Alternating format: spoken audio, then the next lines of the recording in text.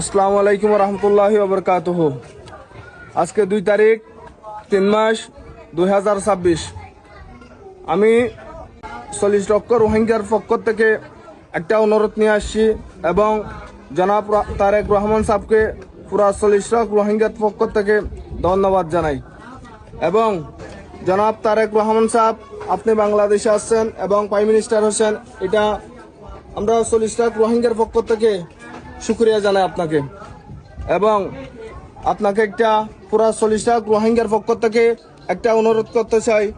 এটা হচ্ছে, আমাদের একটা নেতা আছে আবু আম্মর জুনুনি, উনি মিয়ানমার থেকে বাংলাদেশে চিকিৎসা করার জন্য যখন আসছে এবং তখন উনাকে মিথ্যা মামলার মধ্যে ফাঁসিয়া এবং বাংলাদেশের যে সরকারটা ছিল উনি জেলের মধ্যে বন্দী করে রাখছে। এবং আমাদের উনি এরকম নেতা এবং উনার সুখ শান্তি সব কিছু উনি সারি রোহিঙ্গাদেরকে মিয়ানমার সরকার নির্যাতন করতেছে।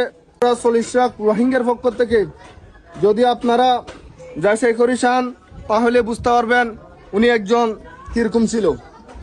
এবং উনি সব কিছু সারার পর মিয়ানমারে যে রোহিঙ্গার পক্ষে নিয়ে রোহিঙ্গাদের জন্য যুদ্ধ করতেছে এবং রোহিঙ্গাদেরকে বাংলাদেশ থেকে পুনরায় সুস্থভাবে মিয়ানমারে ফেরত নিয়ে যাওয়ার জন্য জনাব তারেক রহমান সাহেব আমাদের 40 লক্ষ রোহিঙ্গার পক্ষ থেকে শুধুমাত্র আপনার কাছে একটা অনুরোধ, আমাদের নেতাকে আপনারা দয়া করি আমাদেরকে সুস্থভাবে ফেরত দেন।